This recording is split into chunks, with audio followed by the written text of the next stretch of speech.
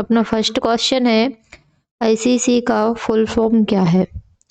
तो option A है Indian cricket committee, option B है international coaching counselling, option C है international cricket counselling, option D है international cricket committee.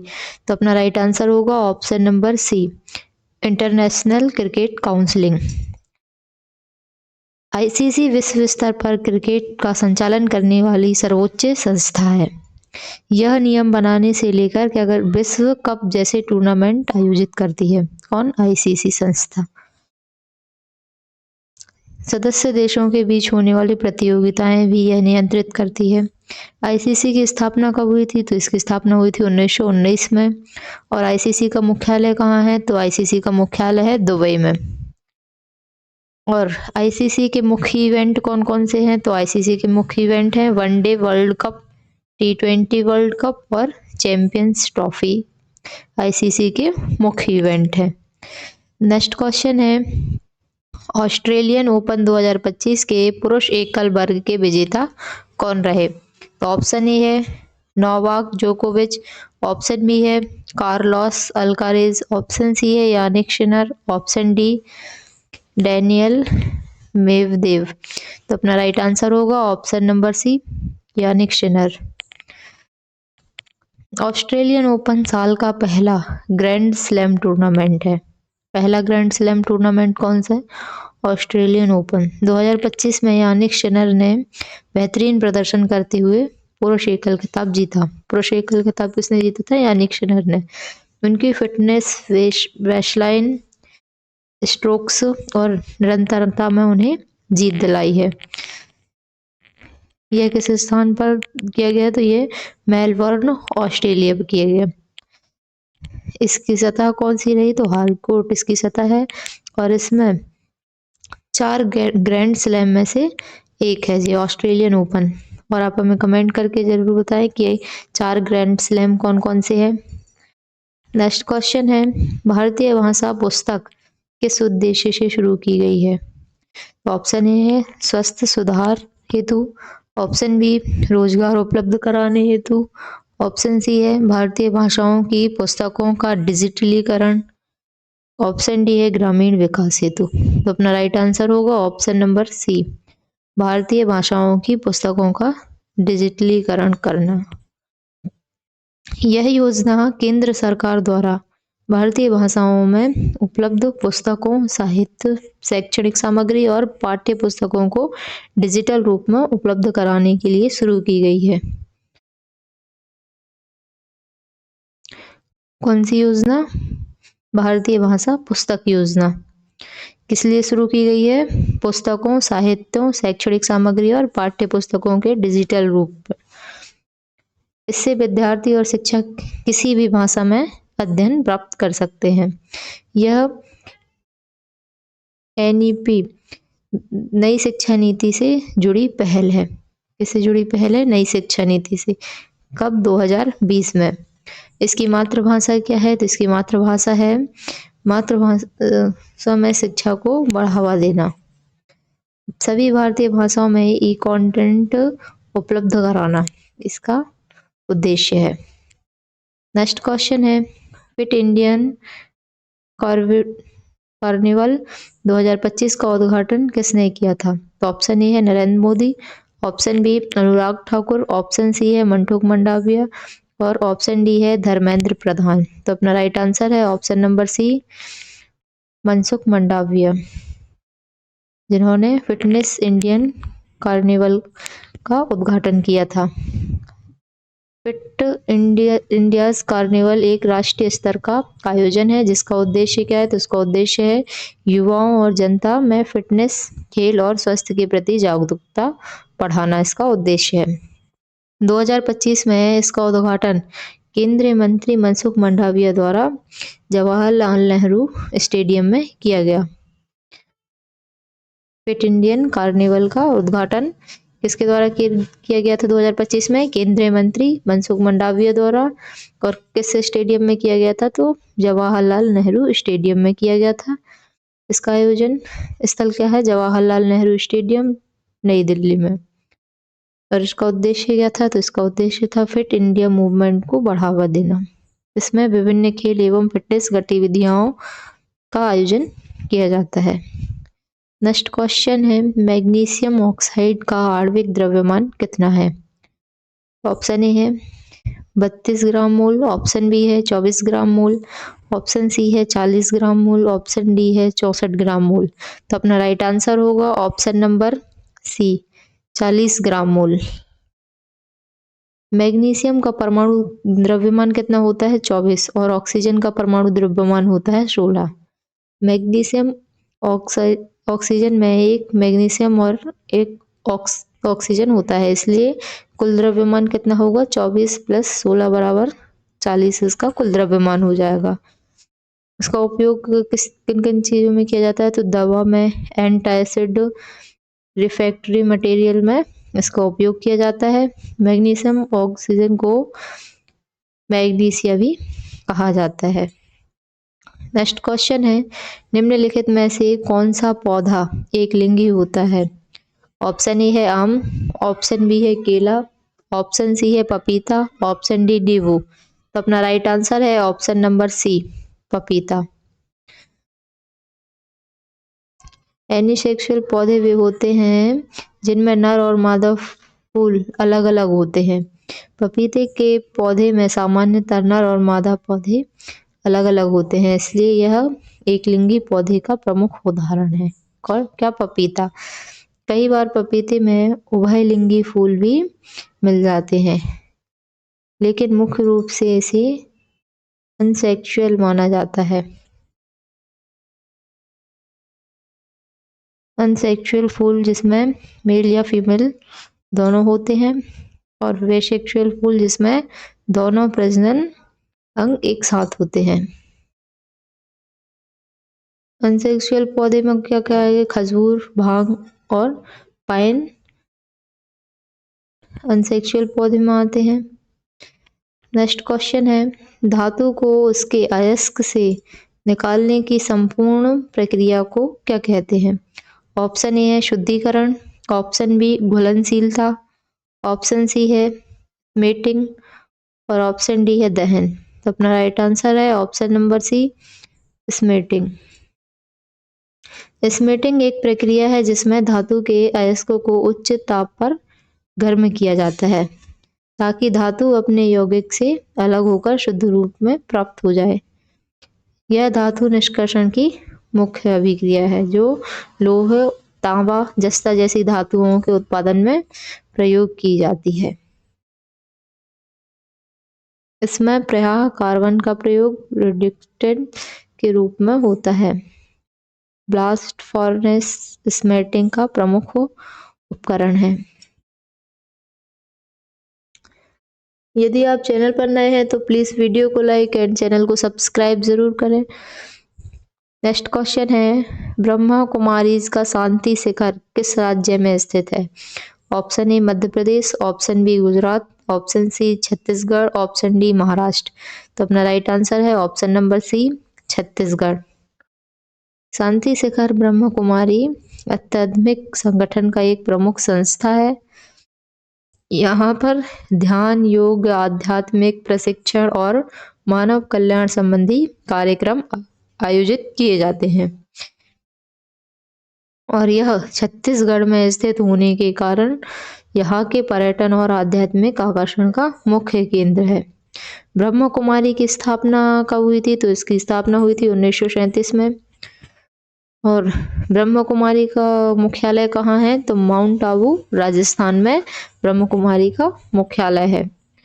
और इसका मुख्य अभ्यास कौन सा है? तो इसका मुख्य अभ्यास है राजयोग ध्यान, इसका मुख्य अभ्यास है। नेक्स्ट क्वेश्चन है, ऑक्सीजन गैस का आणविक द्रव्यमान कितना होता है? तो ऑप्शन ए है 16 ग्राम मोल, ऑप्शन बी है 40 ग्राम मोल, ऑप्शन सी है 32 ग्राम मोल, ऑप्शन डी है 28 ग्राम मोल। तो अपना राइट आंसर होगा ऑप्शन नंबर सी 32 ग्राम मोल। ऑक्सीजन का परमाणु द्रव्यमान कितना होता है? 16। और ऑक्सीजन के अणु में 2 ऑक्सीजन परमाणु होते हैं, इसलिए कुल द्रव्यमान 16 × 2 बराबर 32 ग्राम मोल होता है। पृथ्वी के वायुमंडल में लगभग 21% ऑक्सीजन होती है। जीवन के लिए अत्यंत गैस, और यह जीवन के लिए अत्यंत आवश्यक गैस है ऑक्सीजन। नेक्स्ट क्वेश्चन है, चिप्स पैकेट में कौन सी गैस भरी होती है? Option A oxygen, option B carbon dioxide, option C nitrogen, option D है हीलियम। तो अपना राइट आंसर होगा option number C, nitrogen. Nitrogen gas खाद्य पदार्थों में सेल्फ लाइफ बढ़ाने के लिए उपयोग की जाती है। यह एक निष्क्रिय गैस है, यानी यह भोजन के साथ प्रतिक्रिया नहीं करती, जिससे चिप्स टूटते नहीं हैं और कुरकुरे बने रहते हैं। इसे फूड ग्रेड नाइट्रोजन कहा जाता है। कंपनियां पैकेट में हवा नहीं भरती, यह नाइट्रोजन गैस होती है। नाइट्रोजन बैक्टीरिया की वृद्धि को रोकता है। नेक्स्ट क्वेश्चन है, साल 2025 में रेगुलर श्रेणी में शूटिंग कोच के लिए द्रोणाचार्य पुरस्कार किसे दिया गया? तो ऑप्शन ए है राजेश कालरा, ऑप्शन बी है मोनू घई, ऑप्शन सी है दीपाली देशपांडे, ऑप्शन डी है गुरदीप सिंह। तो अपना राइट आंसर है option number C, Deepali Deshpande. Dronacharya पुरस्कार भारत सरकार द्वारा दिया जाने वाला सबसे प्रतिष्ठित पुरस्कार है। द्रोणाचार्य जो पुरस्कार है वो भारत सरकार द्वारा दिया जा रहा है, और इसे उन कोचों को दिया जाता है जिन्हें अपने खिलाड़ियों को अंतर्राष्ट्रीय स्तर पर उत्कृष्ट प्रदर्शन के लिए महत्वपूर्ण योगदान किया हो। वर्ष 2025 में नियमित श्रेणी में शूटिंग के क्षेत्र में यह सम्मान दीपाली देशपांडे को प्रदान किया गया है। कब किया गया है? 2025 में। दीपाली देशपांडे भारत की प्रसिद्ध एयर राइफल शूटिंग कोच है, जिन्होंने कई युवा खिलाड़ियों को राष्ट्रीय और अंतर्राष्ट्रीय स्तर पर पदक जिताने में बड़ा योगदान दिया है। किन्होंने? दीपाली देशपांडे ने। नेक्स्ट क्वेश्चन है, किस प्रकार के दर्पण में वस्तु के समान आकार की छवि बनती है? ऑप्शन ए अवतल दर्पण, ऑप्शन बी उत्तल दर्पण, ऑप्शन सी समतल दर्पण, ऑप्शन डी बहुदर्शी दर्पण। तो अपना राइट आंसर है ऑप्शन नंबर सी, समतल दर्पण। समतल दर्पण में वस्तु के समान आकार की छवि बनती है। समतल दर्पण में बनने वाली छवि वस्तु के समान आकार की होती है और सीधी होती है। यह वास्तविक नहीं होती, आभासी होती है। इसलिए रोजमर्रा के जीवन में उपयोग होने वाले दर्पण समतल दर्पण होते हैं। समतल दर्पण में प्रतिबिंब दर्पण के पीछे उतने ही दूरी पर दिखाई देता है जितना कि वस्तु सामने होती है। समतल दर्पण में क्या होता है? दर्पण के पीछे प्रतिबिंब उतनी दूरी पर दिखाई देता है जितनी वस्तु सामने रखी होती है, जितनी दूरी पर। परावर्तन का नियम इस पर पूरी तरह लागू होता है। किस पर? समतल दर्पण पर। नेक्स्ट क्वेश्चन है, माइसेल बनने के बाद साबुन के अणु का कौन सा भाग पानी के साथ जुड़ता है? Option A hydrophobic tail, option B hydrophilic head, option C shop ring, option D neural clean. तो अपना राइट आंसर है option number B, hydrophilic head. साबुन दो अणु भागों से बनता है। पहला हाइड्रोफोबिक टेल पानी से दूर भागती है, और दूसरा है हाइड्रोफोलिक हेड पानी से जुड़ती है। जब माइसेल बनते हैं तब सिर बाहर की ओर होता है, हेड बाहर की ओर होता है और पानी के साथ संपर्क बनाता है, जिससे गंदगी घुलकर हट जाती है। टेल ग्रीस तेल को पकड़ती है और हेड क्या करता है? पानी से जुड़कर गंदगी को धो देता है। माइसेल क्लीनिंग का मूल सिद्धांत है। क्लीनिंग का मूल सिद्धांत क्या है? माइसेल। नेक्स्ट क्वेश्चन है, मानव शरीर में जानकारी ले जाने वाले धागे जैसी संरचनाओं को क्या कहा जाता है? तो ऑप्शन ए है ब्लड वेसल्स, ऑप्शन बी है टेंडन्स, ऑप्शन सी है नर्व्स फाइबर्स, ऑप्शन डी है नेफ्रॉन। तो अपना राइट आंसर है option number C, nerve fibres. Nerve fibres शरीर में संदेशों को दिमाग, रीढ़ की हड्डी और शरीर के अन्य भागों तक पहुंचाने का कार्य करते हैं। ये विद्युत तरंगों के रूप में संकेत भेजते हैं शरीर को। नर्व फाइबर्स न्यूरॉन का लंबा भाग होता है जिसे ऑक्सिन भी कहा जाता है। इसे नर्व फाइबर को मानव शरीर में सैकड़ों करोड़ तंत्रिका कोशिकाएं होती हैं। यदि आप चैनल पर नए हैं तो प्लीज वीडियो को लाइक एंड चैनल को सब्सक्राइब जरूर करें। नेक्स्ट क्वेश्चन है, ध्वनि किस माध्यम से सबसे तेज चलती है? Option A gas, option B द्रव, ऑप्शन सी है ठोस, ऑप्शन डी प्लाज्मा। तो अपना राइट आंसर है ऑप्शन नंबर डी, ठोस। ध्वनि की गति माध्यम की घनत्व और कणों की निकटतम पर निर्भर करती है। ठोस में कण बहुत पास पास होते हैं, इसलिए ध्वनि ऊर्जा तेजी से संचारित हो जाती है। ठोस में ध्वनि की गति कैसी होती है? तो ठोस में ध्वनि की गति सबसे तेज होती है। द्रव में ध्वनि की गति, तो द्रव में ध्वनि की गति मध्यम होती है। और गैस में ध्वनि की गति, तो गैस में ध्वनि की गति सबसे धीमी होती है और ध्वनि शून्य में नहीं चलती। फर्स्ट क्वेश्चन है, किस भारतीय पैरा एथलीट को वर्ष 2025 में मेजर ध्यानचंद्र खेल रत्न पुरस्कार से सम्मानित किया गया? तो ऑप्शन ए है मौर्यम थॉमस, ऑप्शन बी है Devendra Jhajharia, option C Praveen Kumar, option D है सुजीत सिंह। तो अपना राइट आंसर है option number C, Praveen Kumar. Praveen Kumar एक प्रसिद्ध भारतीय पैरा हाई जंप खिलाड़ी हैं, जिन्हें अंतरराष्ट्रीय स्तर पर कई पदक जीतकर देश का गौरव बढ़ाया है। जिन्होंने वर्ष 2025 में उनके उत्कृष्ट प्रदर्शन और निरंतर उपलब्धियों के लिए उन्हें देश का सर्वोच्च खेल सम्मान मेजर ध्यानचंद्र खेल रत्न प्रदान किया गया। देश का सर्वोच्च खेल सम्मान क्या है? मेजर ध्यानचंद्र खेल रत्न पुरस्कार। प्रवीण कुमार टोक्यो ओलंपिक 2020 में सिल्वर मेडल जीत चुके हैं। प्रवीण कुमार जी को सिल्वर मेडल कब मिला था? 2020 में टोक्यो पैरालंपिक में। खेल रत्न पुरस्कार भारत सरकार द्वारा दिए जाने वाला सबसे बड़ा खेल सम्मान है। नेक्स्ट क्वेश्चन है, 2025 में म्यांमार भूकंप के बाद भारत द्वारा कौन सा ऑपरेशन शुरू किया गया? Operation A operation Shakti, option B operation Brahma, option C operation Mitra, option C है ऑपरेशन सहयात्री। तो अपना राइट आंसर होगा option number B, operation Brahma. Myanmar में आए विनाशकारी भूकंप के बाद भारत ने तुरंत मानवीय सहायता और राहत संचालन प्रारंभ किया। इस मिशन को क्या नाम दिया गया है? ऑपरेशन ब्रह्मा नाम दिया गया है।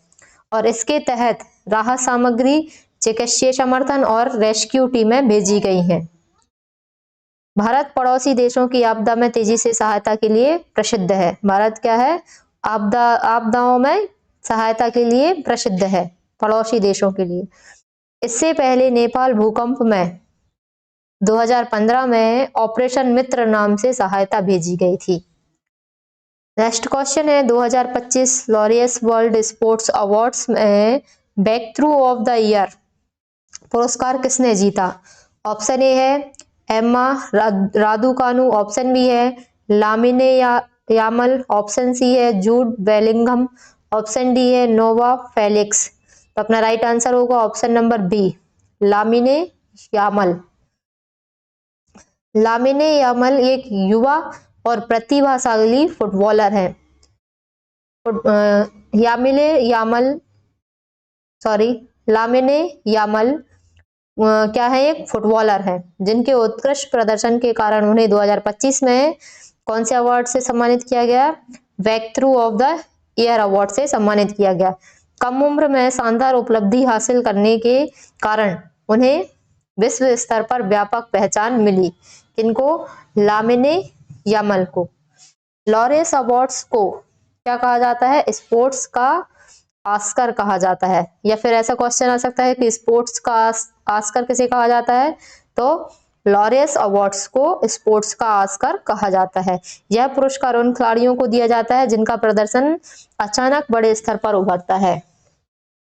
नेक्स्ट क्वेश्चन है, आईएनएस शारदा ने जिस द्विपक्षीय मानवीय सहायता एवं आपदा राहत अभ्यास में भाग लिया वह किस देश के साथ आयोजित हुआ? ऑप्शन ए है श्रीलंका, ऑप्शन बी है मॉरिशस, ऑप्शन सी है मालदीव और ऑप्शन डी है इंडोनेशिया। तो अपना राइट आंसर होगा option number C, Maldives. INS Sharda भारतीय नौसेना का एक महत्वपूर्ण जहाज है जो मानवीय सहायता और समुद्री सुरक्षा के लिए जाना जाता है। किसके लिए जाना जाता है? मानवीय सहायता और समुद्री सुरक्षा के लिए जाना जाता है।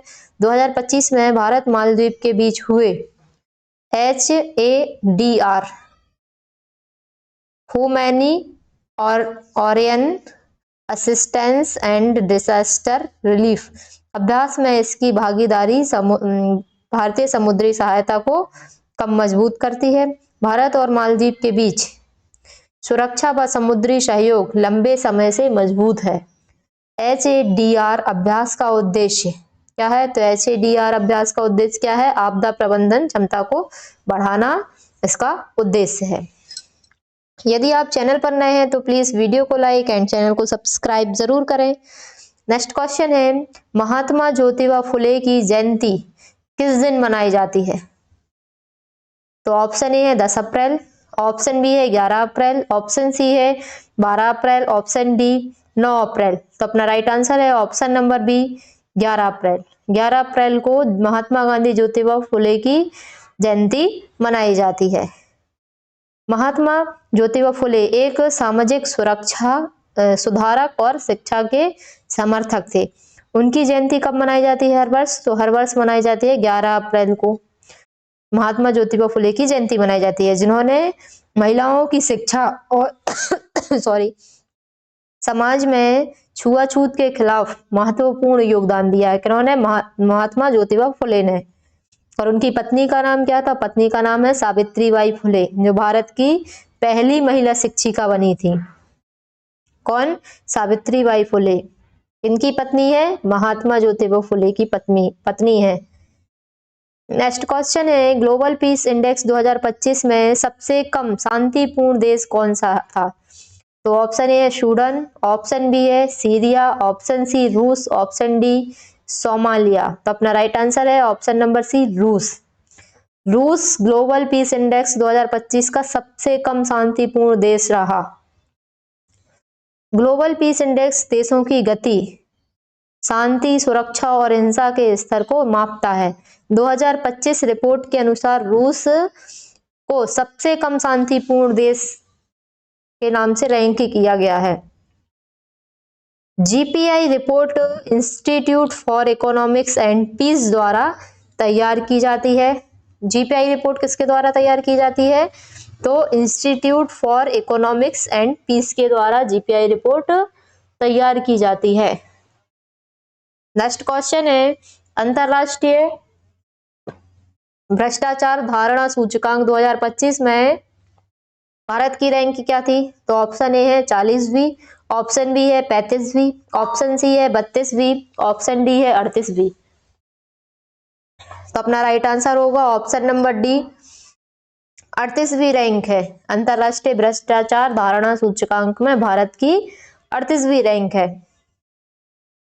ट्रांसपेरेंसी इंटरनेशनल द्वारा जारी भ्रष्टाचार धारणा सूचकांक 2024 में भारत में कौन से स्थान पर रहा है? 38वें स्थान पर रहा है।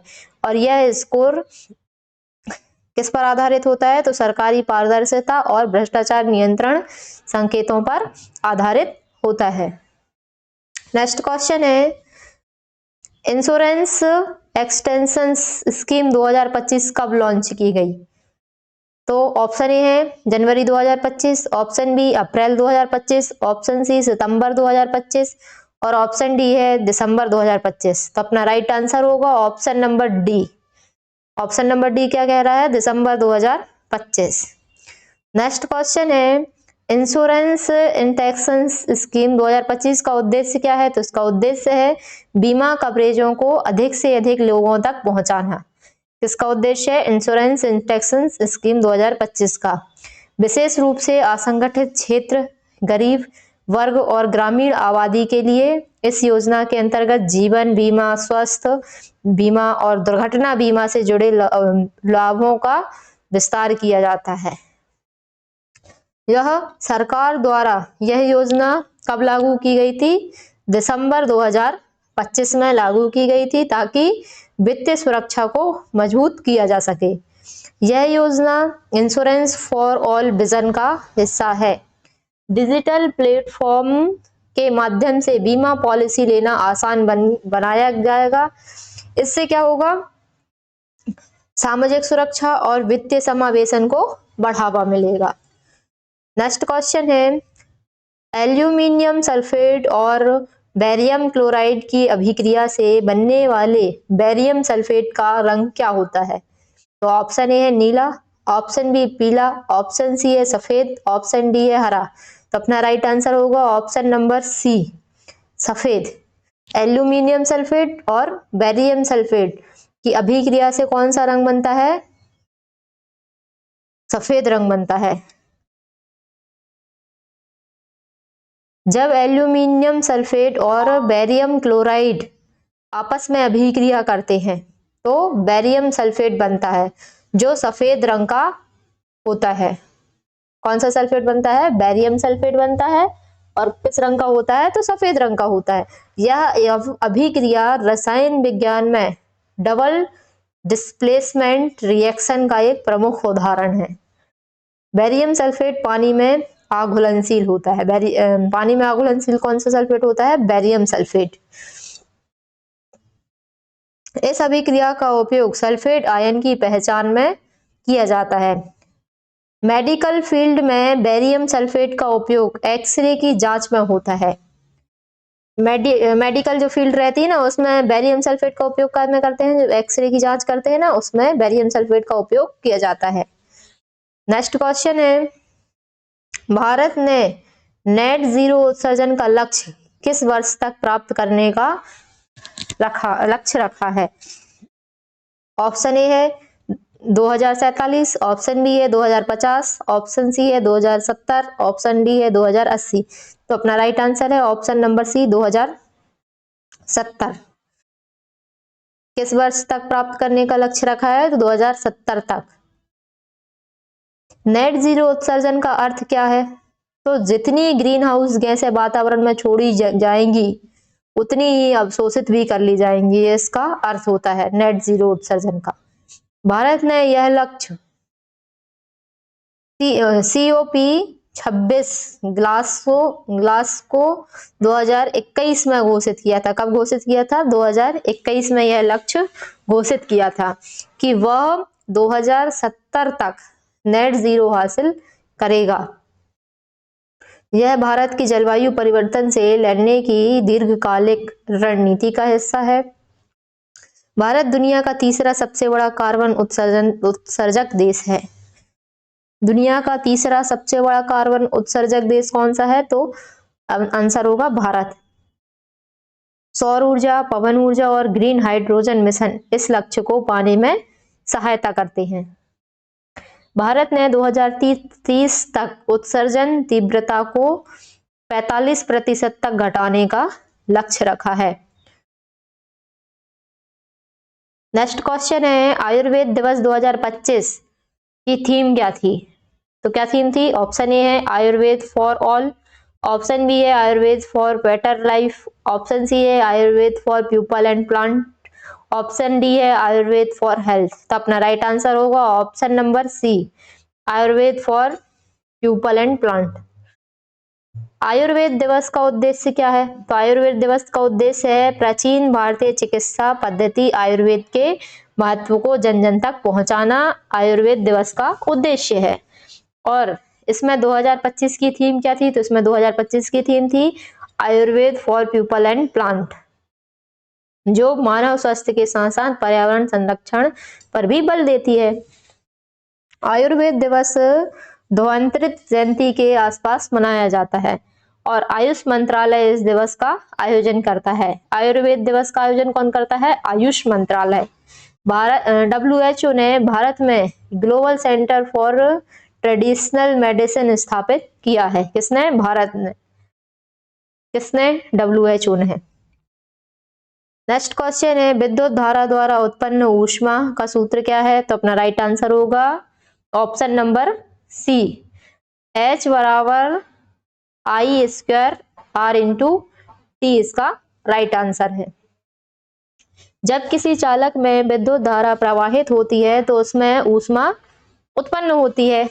इससे जूल का ऊष्मा नियम कहा जाता है। इसका सूत्र क्या है?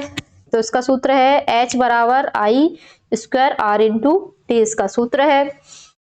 और यह सिद्धांत इलेक्ट्रॉनिक हीटर, गीजर और आयरन में प्रयोग किया जाता है। किस किस में प्रयोग किया जाता है? इलेक्ट्रॉनिक हीटर, गीजर और आयरन में प्रयोग किया जाता है। धारा 2 गुनी होने पर ऊष्मा 4 गुनी हो जाती है। इसमें क्या होता है? धारा यदि 2 गुनी है तो ऊष्मा कितनी हो जाएगी? 4 गुनी हो जाती है।